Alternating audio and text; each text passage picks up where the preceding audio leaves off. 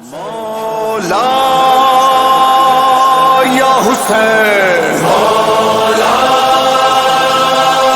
یا حسین،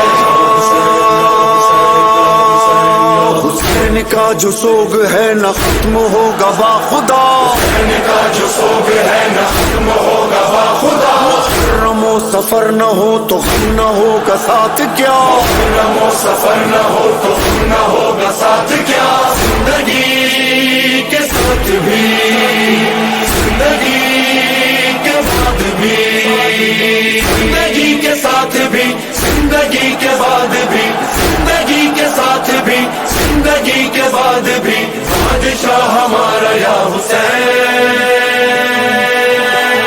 حسین جانم یا حسین، جانم یا حسین، جانم یا حسین، حسین حسین جانم یا حسین، جانم یا حسین، جانم یا حسین، حسین حسین۔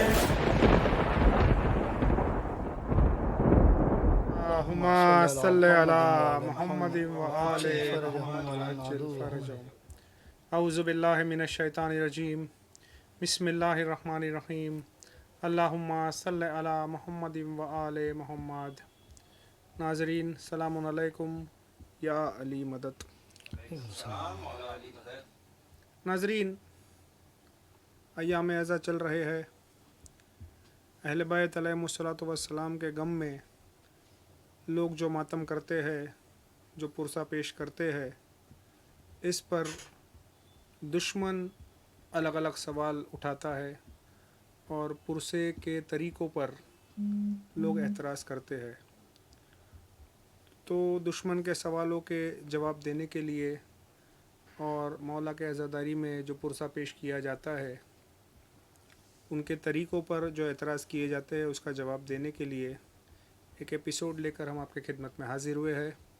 ہمارے ساتھ ہمیشہ کی طرح موجود ہے آقا محسن حسین کربلائی صاحب۔ آقا السلام علیکم یا علی مدد۔ وعلیکم السلام مولا علیہ الصلوۃ والسلام۔ آقا پہلے تو میں آپ کا شکریہ ادا کرتا ہوں کہ آپ مسلسل ہمارے ایپیسوڈز میں آتے رہتے ہیں، اپنے مصروفیت کے باوجود وقت نکالتے رہتے ہیں، بہت بہت شکریہ آپ کا۔ اچھا آقا یہ بتائیے کہ جو دشمن ہے، جو مقصر ہے، یہ مولا کے خدمت میں جو ہم پرسہ پیش کرتے ہیں، جی، اس پر اعتراض کرتا ہے۔ آقا یہ بتائیے کہ پرسے کا طریقہ ہونا کیا چاہیے، پرسے کا صحیح طریقہ کیا ہے، پرسہ کس طریقے سے کرنا چاہیے؟ اعوذ باللہ من الشیطان اللعین الرجیم، بسم اللہ الرحمن الرحیم، الحمد للہ الذی جعلنا من المتمسقین بولایت امیر المؤمنین والائمۃ المعصومین حجج اللہ علیہم الصلاۃ والسلام۔ ناظرین کرام، سلام علیکم یا علی مدد۔ وعلیکم السلام مولا علی مدد۔ جی، اولاً تو ہماری گزارش ہے ٹیکنیکل ٹیم سے کہ وہ تھوڑا سا والیوم جو ہے وہ ناظرین کہہ رہے ہیں کہ بہت کم آ رہی ہے، تھوڑا سا والیوم جو ہے وہاں سے بڑھا دیجئے تاکہ آواز ٹھیک ہو جائے اور ہم گفتگو کو آگے بڑھائیں۔ جی ناظرین، یہ جو والیوم کا تھوڑا سا مسئلہ ہے وہ کچھ یوں بھی ہے کہ پچھلے ایپیسوڈز میں بہت زیادہ اکثر جو ہے وہ پرانے ایپیسوڈ میں یہ کمپلین رہتی تھی کہ والیوم بہت زیادہ ہے، تو اس حساب سے جو ہے وہ تھوڑا سا شاید ہماری ٹیکنیکل ٹیم نے والیوم ویسے کو علی کم جان کیا۔ صاحب ویسے ہم تھوڑا سلو بولتے ہیں، تو انشاءاللہ اب آقا بولیں گے تو آواز برابر ہو جائے گی۔ ہماری عباس آواز صاحب ویسے کی ہی کم آواز جو آتی ہے ہے۔ وہ ویسے ہی تھوڑا سا لو ٹون میں بات کرتے ہیں عباس جانی صاحب۔ تو بہرحال ہم گزار ہے ہمارے تمام ناظرین سے کہ وہ کیونکہ یہ بہت اہم ٹاپک ہے، بہت اہم عنوان ہے، اور کیونکہ ایام عذابی چل رہے ہیں تو اکثر یہ چیز جو ہمارے تمام مولائی برادران ہیں انہوں نے بھی دیکھی ہوگی اور محسوس کی ہوگی کہ اس طرح کے جو ہے وہ کبھی طنزیہ جملے، کبھی جملے بازی اور ایک حقارت بھری نگاہوں سے دیکھنا ماتمیوں کی طرف کہ جب وہ پرسہ پیش کرتے ہیں، تو کچھ ادنا سی کوشش ہے چھوٹی سی کہ کچھ جوابات اور کچھ مدلل جوابات اور کچھ علمی جوابات جو ہے وہ پیش کیے جائے۔ تو گزارش ہے اپنے احباب کو آپ حضرات جوائن کروائیں، انوائٹ کریں، شیئر کریں، ہمارے اس ایپیسوڈ کی اور پروگرام کی لنک کو زیادہ سے زیادہ شیئر کریں، الگ الگ گروپس میں، واٹس ایپ پہ، ہر جگہ پہ جہاں بھی آپ کر سکتے ہیں، تاکہ لوگ جڑتے جائیں اور ہمارا یہ پیغام جو ہے وہ زیادہ سے زیادہ لوگوں تک پہنچتا جائے۔ جی جی عباس صاحب، آپ کا جو پہلا آقا ہم سوال۔ یہ کہہ رہے تھے کہ مولا کے خدمت میں پرسہ پیش کرنے کا طریقہ کیا ہے؟ کیونکہ آج جیسے آپ نے بتایا کہ لوگ اعتراض کرتے ہیں، تو پرسہ کس طریقے سے پیش کیا جائے؟ جو ہمارا عنوان بھی ہے اور جو جی ہمارا بالکل سیدھا ٹاپک ہے کہ پرسہ کیسے پیش کیا جائے. دیکھیں، ہمیں سب سے پہلے تو یہ سمجھنے کی ضرورت ہے کہ پرسہ ہے کیا. پرسہ کیا ہے، پرسہ ہم کسے کہتے ہیں، اور پرسہ ہم کرتے کس لیے ہیں، اور پرسہ ہم کیوں کرتے ہیں. ہمارے یہاں پر ایک طویل عرصے پہلے تک پرسہ جو ہے صرف پرسے کے لیے پیش کیا جاتا تھا. جی جسے عرف عام میں پرسہ کسے کہتے ہیں؟ کسی کے گھر اگر کوئی میت ہو گئی ہے، کسی کے گھر اگر کوئی جنازہ برآمد ہو رہا ہے، تو آس پڑوس کے لوگ ان کے گھر جاتے ہیں اور گھر جا کے انہیں پرسہ پیش کرتے ہیں. ٹھیک ہے، پرسہ عرف عام میں عوامی طور پہ، عوامی سطح پر پرسہ اسی کو کہتے ہیں. اس کے علاوہ پرسہ اور کچھ ہے نہیں. مگر ایک طویل عرصے سے ایک بڑی خطرناک سازش جو ہے وہ شیعت میں پنپ رہی ہے، اور وہ سازش کچھ یوں ہے کہ پرسے کو سیاسی روپ دیا جا رہا ہے. اب مسئلہ جو پیش آتا ہے وہ یہاں سے شروع ہوتا ہے کہ پرسہ جو ہے اسے سیاسی روپ دیا جا رہا ہے. اسے سیاسی روپ کیسے دیا جا رہا ہے؟ پہلے تو جو ہے وہ عوام کے ذہن میں ایک یہ فکر ڈالنے کی کوشش کی گئی، آہستہ آہستہ سلو پوائزن جسے کہتے ہیں، اس سلو پوائزن کے ذریعے سے آہستہ آہستہ جو ہے وہ ایک طویل مدت تک جو ہے وہ آہستہ آہستہ اس بات کو عوام کے ذہن میں ڈالنے کی کوشش کی کہ پرسہ جو ہے وہ تبلیغ کا ذریعہ ہے. پرسہ جو ہے وہ تبلیغ کا ذریعہ ہے. دیکھیں، بے شک پرسے سے تبلیغ ہوتی ہے، بالکل، لیکن پرسہ ہم تبلیغ کے لیے نہیں دیتے. یہ جو بیسک چیز ہے، کوئی بھی مسئلہ ہو، اگر اس مسئلے کا حل جاننا چاہتے ہو، اس مسئلے کا حل ڈھونڈنا چاہتے ہو، تو اس کی روٹ پہ آ جائے، اس کے بیسکس پہ آ جائے. آپ کو بیسکس ہی میں جو ہے وہ تمام مسائل کے حل مل جائیں گے. جی بالکل، بیسکس پہ آ جائیے، تمام مسئلے کا حل مل جائے گا. پرسہ کیا ہے؟ تو پرسہ جو ہے وہ تعزیت پیش کرنے کو کہتے ہیں. عرف عام میں بھی، اور کسی سے آپ پوچھے پرسہ کیا ہے تو پرسہ تعزیت پیش کرنے کا نام ہے. مگر یہ جو فکر ڈالی جاتی ہے کہ پرسہ تبلیغ کے لیے ہوتا ہے، یہ ایک سلو پوائزن ہے. ہاں بالکل، اس بات سے کوئی انکار نہیں کہ پرسے سے تبلیغ نہیں ہوتی ہے، بلکہ بہترین تبلیغ اگر کسی چیز سے ہوتی ہے تو وہ ہمارے پرسے سے ہی ہوتی ہے. لیکن اس کا مقصد جو ہے وہ تبلیغ نہیں ہے. پرسے کا مقصد تعزیت پیش کرنا ہے. اب جب یہ فکر لوگوں کے ذہن میں آ گئی، آہستہ آہستہ یہ فکر جو ہے وہ پروان چڑھنے لگی کہ پرسہ جو ہے وہ تبلیغ کے لیے پیش کرتے ہیں، پرسہ جو ہے وہ تبلیغ کے لیے پیش کرتے ہیں، پرسہ جو ہے وہ تبلیغ کے لیے پیش کرتے ہیں. تب جو ہے وہ دشمن نے، جسے اب مثال کے طور پہ عباس صاحب نے جو ہے وہ مقصر کہا کہ جو ہے وہ مقصر حضرات جو ہے وہ اس پہ اعتراض اٹھاتے ہیں. تو اب یہ ایک بہت بڑا مسئلہ ہو گیا ہے کہ مقصر کہنا بھی جو ہے، جبکہ الگ بات ہے کہ مقصر جو ہے وہ مولا نے نہج البلاغہ میں کہا ہے، اور مولا نے اپنے فرمان میں، فرامین میں جو ہے وہ خطبہ معرفت نورانیہ میں لفظ مقصر، اور نہ جانے کہاں کہاں پر معصومین نے لفظ مقصر کو استعمال کیا ہے. لیکن اب آج بڑا مسئلہ یہ ہو گیا ہے کہ جب آج ہم اور آپ لفظ مقصر کو استعمال کرتے ہیں تو لوگ سمجھتے ہیں کہ ہم جو ہے وہ ان کے رہبر کو ہی کہہ رہے ہیں. ہم کہے نہ کہے، ہم مقصر اگر کہہ رہے ہیں تو ہم مقصر کے لیے کہہ رہے ہیں، پھر وہ چاہے جو ہو. اب اگر آپ کو لگتا ہے کہ آپ کا رہبر اس میں آ کے فٹ ہو جاتا ہے تو یہ آپ کی غلطی ہے، آپ کے رہبر کی غلطی ہے. ہماری کہاں غلطی ہے؟ آپ کی غلطی ہے. ایسا رہبر چنا کیوں آپ نے؟ ایسا رہبر چنا کیوں آپ نے کہ جو آپ کو بھی لگتا ہے مقصر ہے؟ اگر ہم بر مقصر لعنت بھیجتے ہیں، آپ کو لگتا ہے ہم نے آپ کے رہبر پہ لعنت بھیج دی، تو آپ نے ایسا رہبر چنا کیوں جو آپ کو بھی لگتا ہے کہ مقصر ہے؟ تو یہ تو کوئی بات نہیں ہوتی ہے نا. جبکہ اور چاہیے تو یہ دیکھیں، اتحاد کا مرکز ہی یہ ہے کہ معصومین کے فرمان اتحاد کا مرکز ہوتا ہے. اگر معصوم کے فرمان کے حوالے سے اگر ہم بر مقصر لعنت کہتے ہیں تو آپ بے شمار کہے، اور اگر آپ بر مقصر لعنت کہے تو ہم بے شمار کہیں گے. بالکل، آپ بر مقصر لعنت کہے، ہم بے شمار کہیں گے. ہم یہ نہیں کہیں گے کہ آپ نے ہمارے علماء پہ لعنت بھیج دی، کیونکہ ہمارا عالم، ہم اسے عالم مانتے ہی نہیں جو مقصر ہو سکتا ہے. تو ہم یہ کبھی شکوہ نہیں کریں گے کہ آپ نے ہمارے علماء پہ جو ہے وہ، اور ہم نے تو اگر لعنت بھیجی بھی ہے تو مقصر پہ بھیجی ہے نا، نام لے کے تھوڑی کسی پہ بھیجی ہے. بالکل. تو ایک بہت بڑا مدعا جو ہے وہ اس چیز کا بنایا جاتا ہے. اصل میں ہوتا یہی ہے کہ جب کوئی حق کے ساتھ اگر حق کو جو ہے آپ کو گھیرنا ہے، تو آپ جھوٹ سے تو حق کو گھیر نہیں سکتے، جی کیونکہ اس میں آپ کو جو ہے وہ جھوٹ کا کوئی کچھ ملے گا ہی نہیں، آپ کو جھوٹ ملے گا ہی نہیں حق کے ساتھ۔ اگر آپ کو حق کو گھیرنا ہے کسی طرح سے تو پھر آپ کو کرنا یہی ہوگا کہ آپ کو جو ہے وہ مکاری کرنی ہوگی، آپ کو فریب کرنا ہوگا، آپ کو دھوکہ دینا ہوگا، آپ کو چال سازی کرنی ہوگی، آپ کو سازش کرنی ہوگی، اور یہ ویسی ایک سازش ہو جاتی ہے کہ جو ہے برمقصد لعنت کا تو کہا کہ آپ نے مہاراجے پہ لعنت بھیج دی۔ ارے بھائی ہم اگر کسی پہ لعنت بھیجتے ہیں تو ہم نام لے کر کے بھیجتے ہیں، اگر ہمیں خامنائی پہ لعنت بھیجنی ہے تو ہم پر خامنائی لعنت سیدھے کہتے ہیں، ہم پر مقصر لعنت کہہ کے آپ کو یہ فیل نہیں کرواتے کہ ہم خامنائی پہ لعنت بھیج رہے ہیں۔ بہرحال تو خیر میں موضوع سے ہٹ گیا، بڑی معذرت چاہتا ہوں۔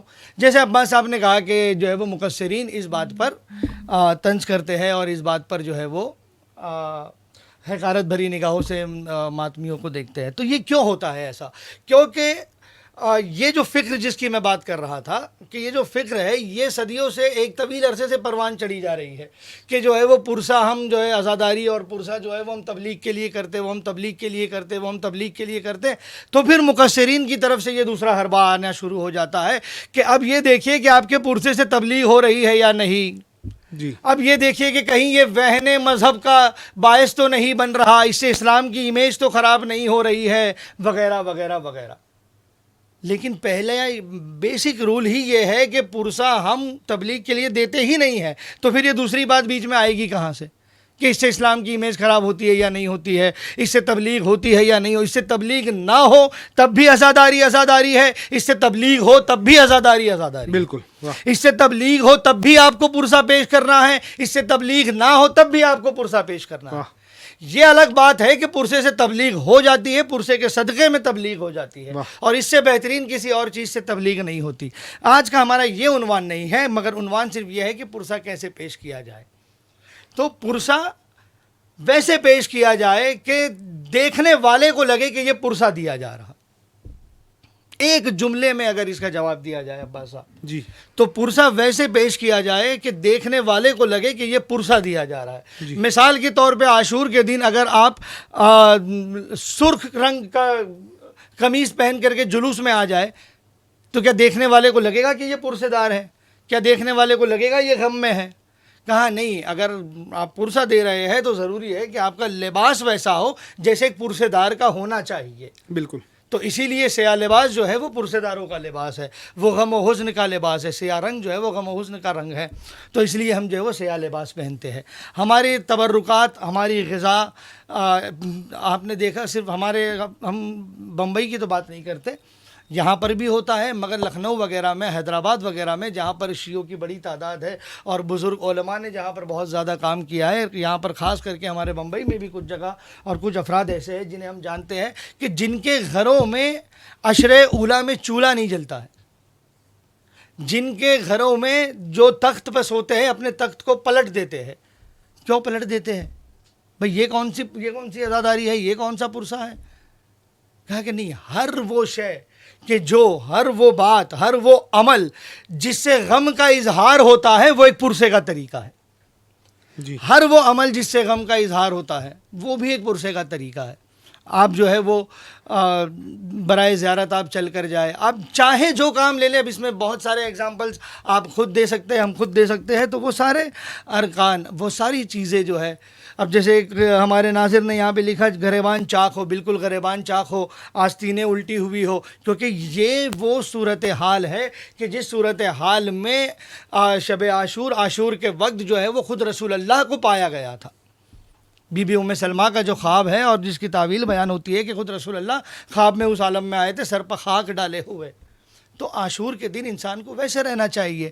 اب یہ صرف عاشور کے دن کا پرسا تو نہیں ہے، ہمارے یہاں پہ دیکھیں ہر جگہ پر الگ الگ کسٹمز کے اعتبار سے الگ الگ طریقے سے جو ہے وہ پرسے دیے جاتے ہیں، ٹھیک ہے، کہیں پر 1 سے 10 اور 1 سے 10 میں تو کہیں پر جو ہے وہ فرش ادا اٹھتی نہیں ہے، زیادہ سے زیادہ یا کم سے کم اگر ہم کہیں تو بعض جگہوں پر 40 تک جو ہے وہ پرسا پیش کیا جاتا ہے، پھر کچھ جگہوں پر جو ہے وہ 28 سفر تک 29 سفر تک پرسا پیش کیا جاتا ہے، کچھ جگہوں پر جیسے کہ ہمارے یہاں پر بر صغیر میں 9 रबी अव्वल तक, यानी 8 रबी अव्वल तक पुरसा पेश किया जाता है। फिर नबी की जो ईद होती है तब हम अपना शौक उठाते हैं। बिल्कुल। मगर वो शौक उठाने का मतलब ये भी नहीं होता है कि उसके बाद पूरा साल हमने पुरसा पेश नहीं करना है।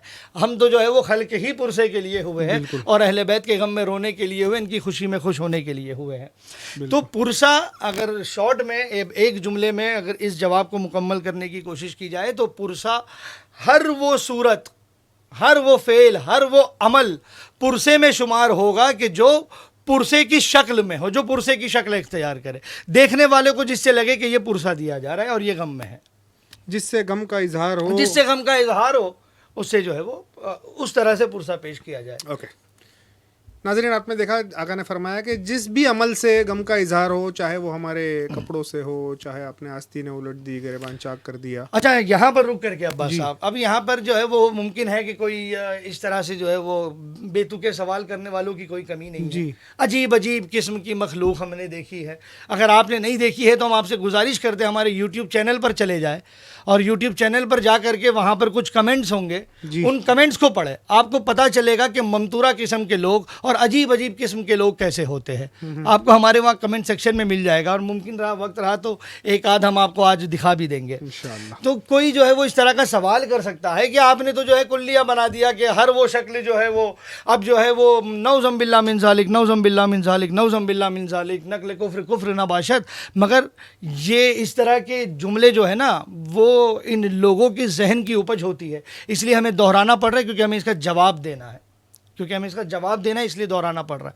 फ़कत बखातिर जवाब दोहराना पड़ रहा है, वरना हमारे जो है वो इस ज़िक्र के शाया निशान ही नहीं कि हम ऐसी मिसाल दें, मगर ये मुकस्सरीन इस तरह की मिसाल देते हैं। तो वो इस तरह की बाज़ हज़रात मिसाल दे देते हैं कि भाई दुनियावी तौर पे आशिक जो है अपनी माशूका के लिए गम में जो है वो शराब पीता है, अस्तगफिरुल्लाह रब्बी व अतूबु इलैह। तो वो गम में जब शराब पीता है तो वो भी लगता है कि भाई बड़ा गम में है, अस्तगफिरुल्लाह। तो क्या आप उसे भी पुरसे में, नौज़म बिल्लाह मिन ज़ालिक, मैंने पहले ही कह दिया था अपने दस्ते अदब को जोड़ करके, हम इस मिसाल के भी कायल नहीं हैं, हम इस मिसाल के भी कायल नहीं हैं।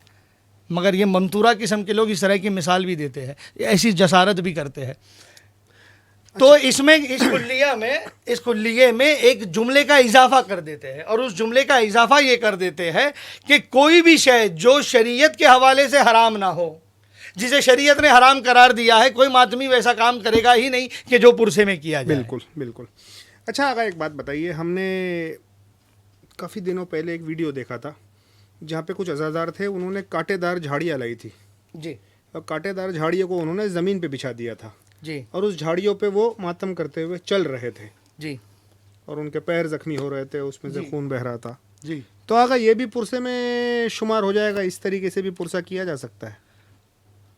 देखिए बिल्कुल, हम असल में यही हमारा उन्वान है कि सिर्फ ये तरीका नहीं, इसके अलावा और भी बहुत से तरीके हैं। मिसाल के तौर पे अब्बास साहब, हम सीना ज़नी करते हैं, सदियों से हम सीना ज़नी करते हुए आए हैं, हम सर पीटते हैं, मगर देखिए इस बात को समझने की ज़रूरत है, और वो ज़रूरत ये है कि एक दौर पहले वो हुआ करता था कि जब इंटरनेट वगैरह नहीं था। जी बिल्कुल, ठीक है। जब हमने इराक़ जाना है तो जो है वो लोग उस वक्त शिप में इराक़ जाते थे महीनों का सफ़र करते हुए, फिर चीज़ें आसान होने लगी, फ़्लाइट से जाने लगे। अब आज से 25 साल पहले जब लोग इराक़ जाते थे तो जब इराक़ जाते थे तब उन्हें इराक़ के बारे में पता चलता था, जब ईरान जाते थे तब उन्हें ईरान के बारे में पता चलता था। मगर आज दौर ऐसा आ गया है कि आप अपने मोबाइल पे बैठ करके इराक़ देख लेते हैं जी, आप अपने मोबाइल पे बैठ करके ईरान देख लेते हैं।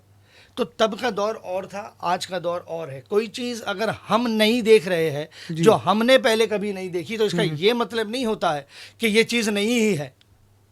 मुमकिन है कि ये चीज़ सदियों से कहीं हो रही है, इराक़ में हो रही है, ईरान में हो रही है, लबनान में हो रही है, पाकिस्तान में हो रही है, कहीं पर भी जहाँ मौला के अज़ादार है वहाँ पर हो रही है। मगर आज क्योंकि दुनिया टेक्नोलॉजी के ज़रिए से बहुत छोटी हो गई है, उंगलियों पर आ गई है, तो वो आज चीज़ें जो है वो बाहर की हम एडॉप्ट करने लगे। उस वक्त एडॉप्ट करना इतना आसान नहीं होता था, मगर आज जो है वो एडॉप्ट करना हमें पता ही नहीं होता था कि उस वक्त, क्योंकि हमें पता ही नहीं होता था चल रहा है कि ये भी एक तरीका है अज़ा का। हमें पता ही नहीं होता था कि इस तरह से भी अज़ादारी की जा सकती है। हम खुद ज़ाती तौर पे कहते हैं, आज से 25 साल पहले बहुत सारी चीज़ें जो हम अज़ादारी में आज करना सिर्फ जायज़ मुस्तहब नहीं बल्कि अहसनुल इबादत समझते हैं, वो हम आज से 25 साल पहले नहीं समझते थे। जी, کیونکہ ہمیں پتہ ہی نہیں تھا. جیسے جیسے پتہ چلنے لگا ویسے ویسے جو ہے وہ ہم نے عمل کو اختیار کیا. تو ٹھیک اسی طرح سے آج اگر ہمارے یہاں پر ہمارے معاشرے میں ایک عرصے پہلے تک جو ہے وہ صرف سینہ زنی ہوتی تھی, تماچوں کا پرسہ نہیں ہوتا تھا. جی. مگر ہم نے اپنے پرانے ایپیسوڈز میں یہ ثابت کیا ہے کہ تماچوں کا پرسہ جو ہے وہ آج کا نہیں ہے, بلکہ تماچوں کا پرسہ 1400 سال سے ہو رہا ہے, 14 صدیوں سے ہو رہا ہے. تمہیں آج پتہ چلا تو ہم نے آج اسے کیا. تو اس لیے جب اولاً تو پرہیز کرے کہ جب ماتمی کو کوئی عمل کرتے ہوئے دیکھے, اگر آپ نے پہلے کبھی نہیں دیکھا ہے تو اسے طنز کرنے سے پہلے پرہیز کرے. ہاں, اگر کوئی ایسا عمل ہے جو حرام کی طرف جا رہا ہو, ویسے تو ہوتا ہی نہیں ہے, اولاً تو ہوتا ہی نہیں ہے. لیکن اگر خدا نہ خواستہ, کیونکہ دیکھیں فرش اعضا وہ فرش ہے کہ جہاں پر صرف اہل تشیع نہیں آتے, اور بھی دیگر طرح کے دیگر مذاہب کے لوگ اور دیگر ادیان کے لوگ بھی آتے ہیں. تو اگر کہیں سے کوئی ایسا عمل جاری ہو رہا ہے, کوئی کر رہا ہے, اگر وہ حرام کی طرف جا رہا ہے, تب ایک الگ بات ہے, آپ سلیقے سے جا کر کے اس سے گفتگو کریں. ورنہ کوئی ماتمی جو ہے وہ ایسا کوئی عمل کرتا ہی نہیں ہے جو حرام کی طرف جا رہا ہے. تو کوئی بھی عمل, اور ہمارے یہاں پر فقہ جعفری کا سیدھا قانون ہے, کل شیء مطلق حتی یرد فیہ نہی. اگر کسی شے کی حرام کی طرف کو آپ کو دلیل نہیں ہے, آپ کے پاس کوئی دلیل نہیں ہے اگر کوئی عمل کی حرام کے لیے, تو پھر اسے آپ حرام نہیں کہہ سکتے. بغیر دلیل کے کوئی عمل حرام نہیں ہوتا. یہ مطلقاً قانون ہے فقہ جعفریہ کا. تو کوئی بھی عمل آپ ماتمی کو اگر کرتے دیکھے پرسے میں, تو پرہیز کرے اس کے خلاف طنز کرنے سے اور اسے ٹوکنے سے. میرے خیال سے آگا ہمارے ایک ناظر کا جواب یہی ہو گیا. انہوں نے کہا ہے راحیل صاحب نے کہ اگر کوئی عمل جو ہے وہ حرام کے دائرے میں نہیں آتا تو اسے کیا جا سکتا ہے. بالکل, اگر کوئی عمل حرام کے دائرے میں نہیں آتا وہ جو ہے وہ جائز ہوتا ہے. اور ہم وہی آج اسی عنوان پر ہم یہ ایپیسوڈ لے کر حاضر ہوئے کہ وہ جائز ہوتا ہے, اور ہم دلیل سے کہیں گے اور ہم مدلل جواب دیں گے, ہم کتابوں سے ثابت کریں گے کہ وہ کیسے جائز ہوتا ہے. اچھا آگا, آج کے جو لوگ ہیں, جیسا کہ آپ نے ابھی کہا بھی جی کہ کوئی نیا طریقہ دیکھتے ہیں جو انہوں نے پہلے نہیں دیکھا, جو انہیں پہلے نہیں دیکھا ہوا, پتہ ہی نہیں تھا ان کو, پتہ ہی نہیں, کہتے رہے یہ تو ہم ابھی دیکھ رہے ہیں, یہ تو پہلے تھا نہیں, یہ کہاں سے آ گیا. بالکل. تو ان کے بارے میں بہرحال آپ نے جواب تو دے ہی دیا. نہیں, ہم اس پر آگے گفتگو کر رہے تھے, ہم اس پہ آگے بتاتے. تو جب آپ ایسا کوئی عمل دیکھے تو اس عمل کو دیکھنے کے بعد ہمیں چاہیے. اچھا عباس صاحب, ہم آپ سے سوال کرتے ہیں. جی, ہم آپ سے سوال کرتے ہیں. آپ ایک ماتمی انجمن میں گئے, جی ٹھیک ہے, آپ پہلی بار اس ماتمی انجمن کے ساتھ ماتم کر رہے ہیں, آپ نے دیکھا کہ وہ کسی ایسے طریقے سے ماتم کر رہے ہیں کہ جو آپ نے پہلے کبھی نہیں دیکھا, مگر اس طریقے ماتم کو دیکھ کر آپ غمگین ہو گئے, آپ غم میں ڈوب گئے, آپ کا سوگ جو ہے وہ اور بڑھ گیا, تو آپ کا جی اس وقت کیا چاہے گا؟ آپ بھی ویسے ماتم کریں بالکل, یا آپ انہیں طنز کریں؟ نہیں, ہم چاہیں گے, ہر چاہیں گا کہ ہم اسی طریقے سے ماتم کریں. بالکل سامنے کا جواب ہے ناظرین. تو جب کب ہم اس طرح سے اگر کچھ دیکھیں اور اگر ہمارے دل میں غم بڑھ جاتا ہے, سوگ بڑھ جاتا ہے, تو ہم یہی چاہیں گے کہ ہم بھی ویسا ماتم کریں, ہم بھی ویسا پرسہ پیش کرنے کی کوشش کریں. یہ نہیں ہوگا اگر, اچھا یہ کب ہوگا کہ ہم طنز کریں گے؟ یہ کب ہوگا کہ جب ہم اس پہ بہتان لگائیں گے, الزام لگائیں گے اور اس کا مذاق بنائیں گے؟ یہ کب ہوگا کہ جب اس پرسے کے طریقے کو دیکھ کر کے ہم غم میں نہ آئے, ہم پر سوگ طاری نہ ہو اور ہمارے لیے کوئی بالکل الگ سی چیز ہو جائے وہ. جی. تو فرش اعضا پر بیٹھ کر کے اگر کسی کو روتا ہوا دیکھ کر کے, سر و سینہ پیٹتا ہوا دیکھ کر کے, کوئی الگ طریقے سے ہی صحیح ماتم کرتا ہوا دیکھ کر کے, مذاق وہی بنا سکتا ہے جس کے دل میں غم حسین کی کمی ہوگی. اگر غم حسین ہے تو پھر ظاہر ہے کہ اسے بھی یہ شوق اور ذوق ہوگا کہ میں بھی اس طریقے سے پرسا دوں. اچھا اگر دیکھیے, ایک کامن سی بات ہے, جیسا کہ کچھ نمازیں ہیں, جی مثال کے طور پہ جناب جعفر طیار جی علیہ السلام کی نماز ہے, ہمارے آخری امام کی نماز ہے, اور مختلف معصوموں کی نماز ہے. مومن اگر دیکھتے ہیں کوئی نئی نماز تو اس کے اوپر تو آبجیکشن نہیں ہوتا, مومن چاہتا ہے کہ میں اس کو بھی اڈاپٹ کروں. بالکل صحیح. اس کو ہم تو یہ نہیں کہتے, لوگ اعتراض تو نہیں کرتے آپ آج تک تو دیکھی نہیں تھی, یہ کہاں سے یہاں پر یہ ہو جاتا ہے نا کہ بھائی مگر وہ نماز مفاتی میں ہے, وہ نمازیں وہاں پر ہے, وہ نمازیں یہاں پر ہے, تو ہم بھی بتاتے ہیں کہ یہ جو عزاداری ہے یہ کہاں پر ہے. جی جی جی جی جی یہ ابھی ہم بتانے جا رہے ہیں. ایک طرف سے جو ہے وہ عباس اجانی صاحب یہاں پر بنفس نفیس سوالات, اور ہمارے دوسرے ہوسٹ جو ٹیم ولایت میڈیا, ٹیم چینل ولایت کے ایک بہت ہی اہم رکن ہے راحیل اجانی صاحب, وہ کمنٹس میں سوالات کر رہے ہیں. تو بہرحال ہم ان کا بھی سوال لے لیتے ہیں. کہہ رہے کہ یہ کہا جاتا ہے کہ کیا اس طرح کا گریہ ماتم معصومین نے کیا تھا, اس کے بارے میں آپ کیا فرمائیں گے؟ بالکل جو ہے یہ اس کا جواب ہم دینا ہی چاہتے تھے. یہ بالکل ویسا سوال ہے. اس کا جواب ہم یہ دیں گے کہ جس طریقے سے آپ ماتم کرتے ہیں, جس طرح سے ہم سینہ زنی کرتے ہیں سب بنا کر کے, بالکل ایک سامنے کھڑا ہے, ایک اس طرح سامنے کھڑا ہے, ایک ہاتھ یوں اٹھ رہا ہے, ایک ہاتھ یوں اٹھ رہا ہے, ماتم کی نوحے کی بیٹس کے ساتھ, اس طرح سے ماتم کس معصوم نے کیا تھا؟ بالکل. اگر معصوم نے اس طرح کا ماتم کہیں پر کیا تھا اور پھر اس کے علاوہ ہم کوئی عمل کرتے ہیں تو پھر تو یہ سوال بن جائے گا کہ بھائی اس طرح کا ماتم معصوم نے کہاں پر کیا تھا. ہم جس طرح سے بھی ماتم کرتے ہیں اس طرح کا ماتم معصوم نے کہاں پر کیا تھا؟ جو آج رائج ہے یہ گول حلقہ بنا کر کے اور بالکل ماتموں کی بیٹ کے ساتھ ماتم کرنا, یہ معصوم نے کب کیا تھا؟ کون سی روایت میں ملتا ہے؟ ذرا ہمیں بتائیں. معصوم کے یہاں سے ماتم کے طریقے نہیں بتائے گئے, معصوم کے یہاں سے ماتم کا کلیہ بتایا گیا ہے. بالکل, کہ آپ نے ماتم کرنا ہے اور کیسے ماتم کرنا ہے اس کے طریقے نہیں بتائے گئے, ایک کلیہ بتایا گیا ہے. اور وہ کلیہ کیا ہے؟ وہ کلیہ بہت ہی مشہور روایت ہے, بہت مشہور روایت ہے جسے ہم دکھانے کی ضرورت بھی نہیں سمجھتے. اور یہ کیونکہ شاید پلانٹ نہیں تھا اس لیے ہم نکال کر کے نہیں بیٹھے, مگر اس وقت ذہن میں آ گیا. بڑی مشہور روایت ہے جس میں معصوم فرماتے ہیں کہ امام حسین پر ویسے رونا چاہیے جیسے ایک بوڑھی ماں اپنے جوان بیٹے پر روتی ہے. جی. اب آپ بتائیے کہ ایک ماں کا اپنے بیٹے پر رونے کا کیا طریقہ ہوگا؟ از دیر اینی فکسڈ وے؟ کوئی ایک فکس وے ہے کہ نہیں ماں کو اپنے بیٹے پر ایسے ہی رونا چاہیے, اس کے علاوہ کسی طرح سے روئے گی تو ماں ماں نہیں ہے, بیٹا بیٹا نہیں ہے, ماں کی محبت جو ہے وہ جھوٹی ہو جائے گی, ماں نے حرام کام کر دیا. کیا ہے میزان, کیا ہے معیار, کیا ہے پیمانہ, کیا ہے؟ اس سٹیٹمنٹ کو لیا جائے تو ماں اپنے چہرے پہ تماچے بھی ماریں گی, ماں اپنے سر کو دیوار سے بھی پٹکیں گی. بالکل, ماں جیسے چاہے روئے, بالکل ماں جیسے چاہے روئے, اپنے غم کا اظہار جیسے کرے اپنے بیٹے پر.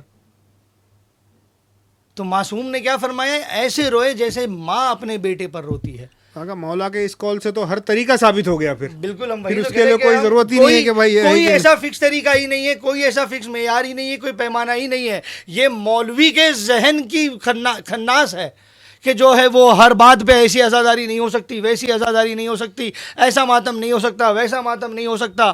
آپ ثابت تو کریں کیسے نہیں ہو سکتا. جب معصوم نے کہہ دیا ہے کہ ویسے روئے جیسے ماں اپنے بیٹے پر روتی ہے, تو اب ماں اپنے بیٹے پہ کیسے روئے گی یہ آپ فکس کریں گے. شریعت نے اس میں کچھ کہا ہی نہیں ہے. اسی لیے بعض ہمارے جو مراجع حق اور فقہائے خیر رہے ہیں, اکثر جب ان سے عزاداری کے بارے میں کچھ کہا گیا ہے, پوچھا گیا ہے, تو انہوں نے ایک ہی جواب دیا ہے کہ ہم اس پر کوئی جواب نہیں دیں گے. از مادر حسین میتر صاحب, ہم اس پر کوئی جواب نہیں دیں گے, ہم اس پر کوئی جواب نہیں دیں گے. تو جب بڑے بڑے مراجع, بڑے بڑے فقہا نے کبھی عزاداری کے اس میں کوئی جواب نہیں دیا.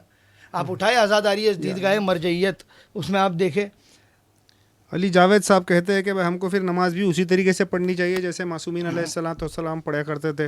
بالکل, مولا علی کے پیر سے تیر نکال لیا گیا, مولا علی کو پتہ نہیں چلا, ویسی ہی نماز. ہمارے مومنین جو ہے وہ ماشاءاللہ جوابات خود دیتے جا رہے ہیں. وہ کہہ رہے کہ جیسے ہماری انجمن معصومین بمبے بشیری کرتی ہے رنگ بنا کر کے. بتائیے کس معصوم نے بشیری ماتم کیا ہے؟ کسی معصوم نے کیا ہے؟ نہیں کیا ہے. اب یہی بشیری ماتم ہندوستان میں نہیں ہوتا تھا. یہ بشیری ماتم آیا کہاں سے؟ ایران سے آیا ہے. تو جب پہلی مرتبہ کچھ لوگ ہندوستان سے ایران گئے ہوں گے اور ایران جانے کے بعد انہوں نے یہ ماتم کا طریقہ دیکھا ہوگا تو انہیں اچھا لگا ہوگا.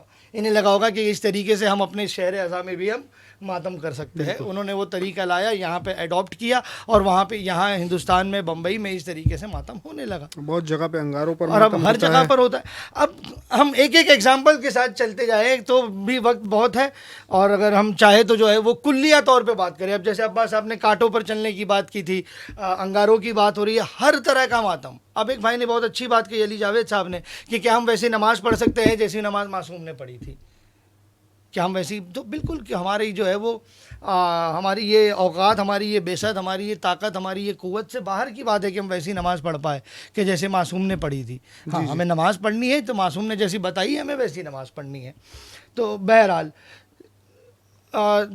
پرسے کا طریقہ کوئی فکس طریقہ نہیں ہے, ہر طریقے سے پرسہ ہو سکتا ہے, بس اس میں پرسے کی شکل ہو, پرسے کی شکل نہ بدل جائے. مثال کے طور پہ اب کوئی ہنستے ہنستے ماتم کرے گا تو وہ پرسے کی شکل نہیں ہوگی. جی, بڑی معذرت کے ساتھ، اگر آپ کے جو ہے وہ دانتوں پہ دانت آپ کے باہر ہے اور لبوں پہ مسکان ہے اور آپ ماتم کر رہے ہیں، تو یہ ماتم نہیں ہے، یہ کچھ اور ہو رہا ہے. جی. اسے آپ کہہ سکتے ہیں کہ بھائی یہ کچھ اور ہے، یہ پرسہ نہیں ہو رہا ہے. جی. تو پرسے کی شکل جو ہے وہ بدلنی نہیں چاہیے. جی.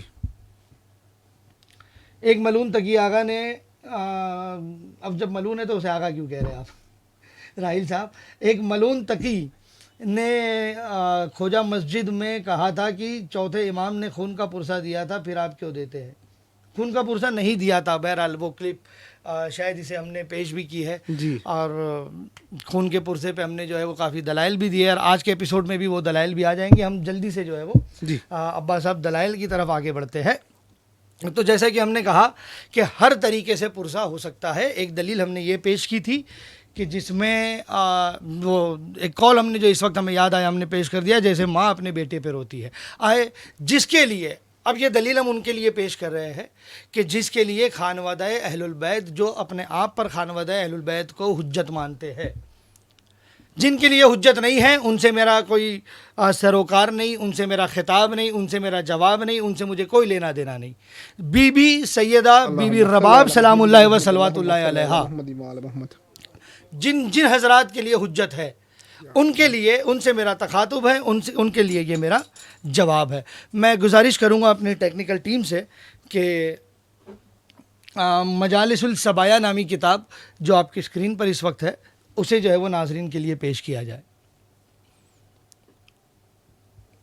مجالس الصبایا صفحہ نمبر 29.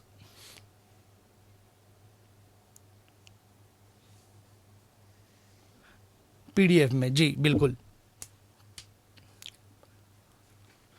ناظرین، یہ آپ کی اسکرین پر ایک کتاب مجالس الصبایا، ٹھیک ہے، اس میں یہ روایت جو ہے وہ ہم آپ کی خدمت میں پڑھنا چاہتے ہیں. گزارش کر دیں کہ ذرا نیچے کے جو لوور تھرڈز ہیں اسے ڈسیبل کر دیں تاکہ ہم عبارت ٹھیک سے پڑھ پائیں.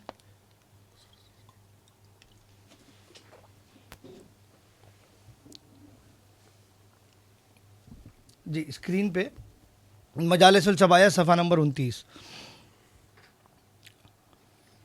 ہاں یہ پورا واقعہ ہے، اور کیونکہ یہ مصائب کا وقت نہیں ہے کہ ہم جو ہے وہ مصائب بیان کریں، بس صرف اس میں سے دلیل ہمیں آپ کی خدمت میں پیش کرنی ہے. یہ پورا واقعہ ہے کہ شام سے جو ہے وہ ایک شخص چوتھے سرکار کے پاس آیا. چوتھے سرکار کے پاس آنے کے بعد وہ پورا واقعہ جو ہے وہ کیونکہ مصائب کا ہے اور یہ وقت اور ماحول نہیں ہے مصائب کا، ہم صرف وہ دلیل پیش کرنا چاہتے ہیں کہ اس نے بی بی رباب کو، بی بی رباب سلام اللہ و صلوات اللہ علیہا کو، شہزادی کو حجرے کے باہر، گھر کے باہر بغیر سائے کے بیٹھے ہوئے دیکھا. اور جب بغیر سائے کے بیٹھے ہوئے دیکھا تو اس نے چوتھے امام سے کہا. خیر میں پھر جو ہے وہ بات پوری مصائب کی رخ پہ جا رہی ہے، مجھے صرف دلیل دینا ہے، اور دلیل آپ کو یہاں سے صرف یہی دینی ہے. یہ دیکھیں آپ، تقف علی الرعاسہ تقول لها الرباب قوم علی حرارت شمس، جو ہے وہ سورج کی گرمی میں بی بی بیٹھی ہوئی تھی. اور پھر امام نے جو ہے وہ اسے کیا جواب دیے وہ کسی دن مجلس میں مصائب میں پڑھیں گے. مگر یہاں پر اس روایت میں صرف آپ یہ سمجھ لیں کہ بی بی رباب جو ہے وہ کربلا کے بعد اپنے گھر میں کبھی نہ بیٹھی، بلکہ صرف بغیر سائے کے دھوپ میں بیٹھی رہی. دھوپ میں بیٹھی رہی اور بیٹھی رہی. اور کیا کہا بی بی رباب نے؟ صرف وہ جملہ مجھے آپ کی خدمت میں پڑھنا ہے. وہ جملہ یہ ہے کہ جب بی بی زینب سلام اللہ و صلوات اللہ علیہا، شہزادی جب بی بی رباب کو اٹھانے جاتی تھی تو اٹھاتے وقت بی بی رباب کیا کہتی تھی؟ سیدتی لا تلومنی انی نظرت الی جسد العزیز ابا عبداللہ، کہ اے بی بی، اے مولاتی، اے سیدتی، مجھے نہ اٹھاؤ. کیوں نہ اٹھاؤ؟ کیونکہ میں نے اپنی انہی آنکھوں سے جسد عزیز میرے والی و وارث جسد کے جسم کو میں نے کربلا کی زمین پر تپتے ہوئے دیکھا ہے. میں نے انہی آنکھوں سے دیکھا ہے، تو اب مجھے اس گرمی میں رہنے دو، مجھے اس گرمی سے نہ اٹھاؤ. اور پھر روایت کہتی ہے کہ بی بی ام رباب سلام اللہ و صلوات اللہ علیہا اسی طرح سے دنیا سے جو ہے وہ پردہ کر گئی. اپنی پوری زندگی کربلا کے بعد بی بی نے ایسے گزاری. اب آپ بتائیں یہ پرسے کا طریقہ ہے یا نہیں ہے؟ اب اگر کوئی عزادار اس طرح سے پرسہ دے تو کس میں ہمت ہے جو اسے منع کر پائے؟ کسی کے دماغ پہ بات چڑھ جائے کہ نہیں اب میں نے بھی اسی طرح سے پرسہ دینا ہے، تو یہ بھی تو ایک پرسے کا طریقہ ہے. اہل بیت اطہار کے گھر میں ہی آپ کو بہت سے الگ الگ طریقے مل جائیں گے پرسے کے. چوتھے امام نے اپنے طریقے سے پرسا دیا اور اپنی پوری زندگی پرسا دیتے رہے, آنکھوں سے جو ہے وہ خون بہا بہا کر. بی بی رباب جو ہے وہ دھوپ میں بیٹھ کر کے پرسا دیتی رہی. یہ اپنے آپ میں پرسے کا ایک طریقہ ہے. پرسے کا طریقہ شدت, غم کی شدت اور کیفیت میں آنا, اپنے پر جو ہے وہ غم کی کیفیت طاری کرنا, رونا, غم زدہ ہونا, یہ بھی ایک طریقہ ہے. تو ٹھیک اسی طرح سے جیسے عباس صاحب نے کہا کچھ لوگ کانٹے بچھاتے ہیں اور اس پہ چلتے ہیں, تو یہ بھی پرسے کا ایک طریقہ ہے. اب اس طریقے میں اور بی بی رباب نے جس طرح سے پرسا دیا تھا, ان دونوں میں کیا فرق ہے؟ ایک میں کانٹے کی چبھن ہے تو ایک میں جو ہے وہ دھوپ کی گرمی ہے, شمس کی حرارت ہے. دونوں اپنے آپ میں ایک ہی طریقہ ہے. بالکل. پرسے کے آپ اس کے ساتھ آپ پرسے کے دیگر چاہے آپ وہ طریقے آپ اس کے ساتھ ملا لیں, اس سے تو کم ہی ہوگا. اس پرسے سے زیادہ سخت طریقہ کوئی اور نہیں ہوگا جو ہم اور آپ طریقہ پرسا جس طرح سے ہم دیتے ہیں. ہم دے ہی نہیں سکتے جس طرح سے بی بی رباب نے پرسا دیا. اپنی پوری زندگی, بچی ہوئی اپنی پوری زندگی, ہم اور آپ سوچ بھی نہیں سکتے کہ اپنی پوری زندگی جو ہے وہ بغیر سائے کے رہے. تو یہ زیادہ شدید طریقہ ہے پرسے کا, یا جو ہم کچھ لمحات اور کچھ منٹ اپنے آپ کو زخم دے دیتے ہیں اور رو لیتے ہیں, پرسا کر لیتے ہیں, پیٹ لیتے ہیں, یہ زیادہ شدید طریقہ ہے.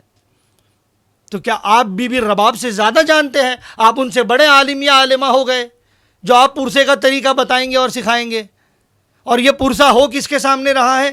امام وقت کے سامنے ہو رہا ہے, عالمہ غیر معلمہ کے سامنے ہو رہا ہے. اور کون کر رہی ہے؟ بی بی رباب سلام اللہ و صلوات اللہ علیہا. اس روایت سے یہ ثابت ہوتا ہے کہ شدید ترین اگر کوئی پرسا کرتا ہے تو اسے روکنے کا اور ٹوکنے کا حق کسی کا نہیں بنتا. ٹھیک ہے, یہ ایک دلیل. اور ہم نے شروعات میں کہا تھا کہ بیسکس پر انسان کو جو ہے وہ آ جانا چاہیے. جی. بیسک جو ہے ایک خود امام حسین علیہ الصلوۃ والسلام کا قول ہے کہ جو اکثر ہم نقل کرتے ہیں, جسے ہم نوحے کی شکل میں پڑھتے بھی ہے اور نوحے کی شکل میں ہم نے سنا بھی ہے, مگر کبھی غور اور تفکر اور تدبر نہیں کیا اس کا. اگر اس پر غور اور تفکر اور تدبر کر لیا ہوتا تو اس طرح کے سوالات کبھی ذہن میں نہیں آتے. آئے میں معصوم کا آپ کی خدمت میں مولا امام حسن, مولا امام حسین علیہ الصلوۃ والسلام کا وہ قول آپ کی خدمت میں پیش کرتا ہوں. یہ آئے آپ کی اسکرین پر اس وقت مستدرک الوسائل.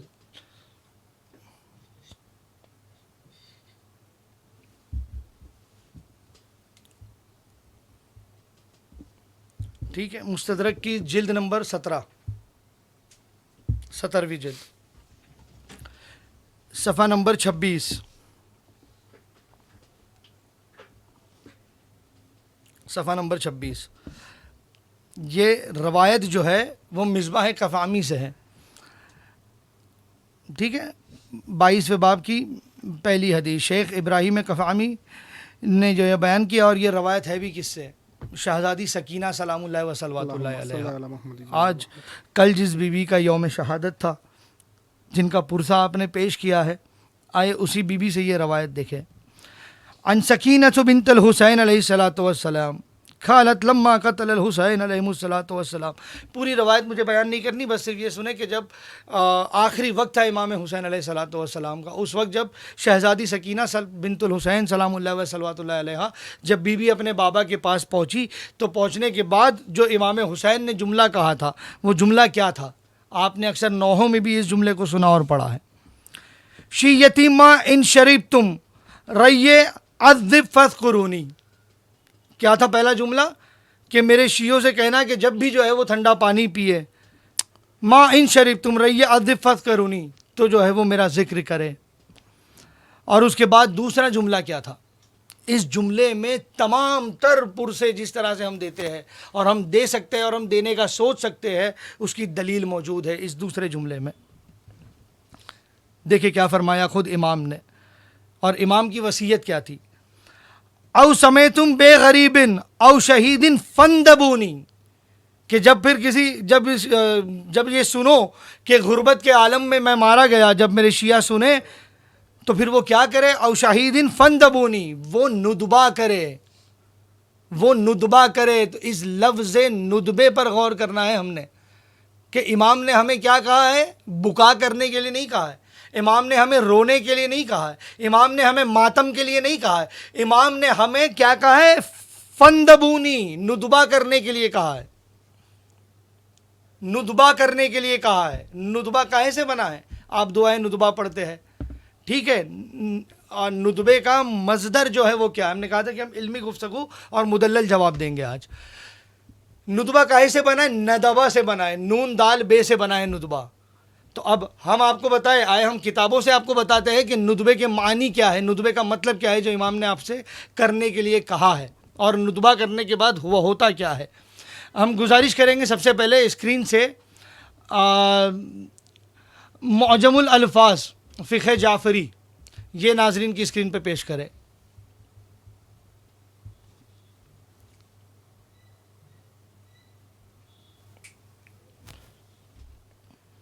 جی تھوڑا سا یہ لوور تھرڈس کو پھر سے ہٹا دے.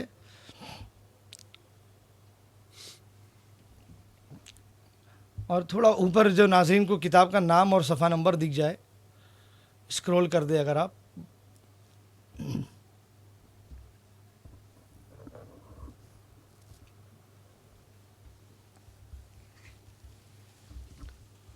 جی یہ دیکھیں ناظرین، یہ کہاں سے ہم پیش کر رہے ہیں.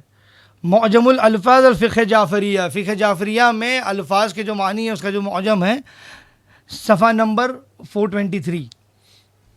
ٹھیک ہے، اسکرول کر کے تھوڑا سا نیچے آ جائے.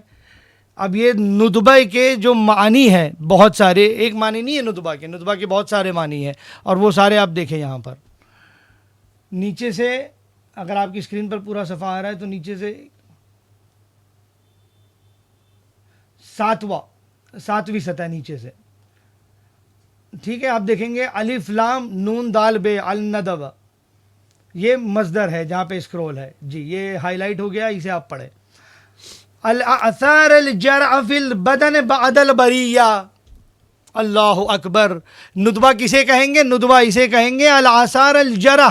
آپ جا کے گوگل کر لے جرح کے معنی کیا ہے، یا کسی اپنے پسندیدہ عالم سے پوچھ لے الجرح کے کیا معنی ہے. الاثار یعنی جو آثار رہ جاتے ہیں زخموں کے بدن پر بعد ٹھیک ہونے کے. تو یہ جو ماتمی کے سینوں پر بلیڈ کے نشان ہوتے ہیں، یہ جو ماتمی کے سر پر کمے کے نشان ہوتے ہیں، یہ جو ماتمی کی پشت پر زنجیر کے نشان ہوتے ہیں، اسے کہتے ہیں ندبہ. اور امام حسین نے کیا کہا ہے آپ کو کرنے کے لیے؟ او شہید فندبونی، کہ جب شہادت کی خبر سنو اور اس کے بارے میں پتہ چلے تو کیا کرو؟ فندبونی، ندبہ کرو. ندبہ کہتے کسے ہے؟ ندبہ ان زخموں کو کہتے ہیں، زخموں کے ان نشان کو کہتے ہیں کہ جو ٹھیک ہونے کے بعد رہ جاتے ہیں. امام نے یہ ندبہ کرنے کا حکم دیا ہے. یہ ایک معنی. آئے میں اور معنی آپ کو بتاؤں ندبہ کے، پھر جو ہے وہ وہی اسکرین پیش کرے المعجم سے، المعجم الالفاظ فقہ جعفریہ سے. ٹھیک اس کے نیچے اور ایک معنی جو تے کے ساتھ ندبہ لکھا ہوا ہے، ٹھیک ہے، الاثار الجرع. الاثار الجرع پھر جو ہے آثار الجرع یعنی زخم کے آثار، زخم کے آثار کو ندبہ کہتے ہیں. اب یہ ایک جگہ سے ہم نے بتایا. آئے آپ کی خدمت میں اب ہم پیش کریں دوسری کتاب. یہاں اسکرین پر دوسرا کیمرہ جو ہے وہ لے لیجئے. لسان العرب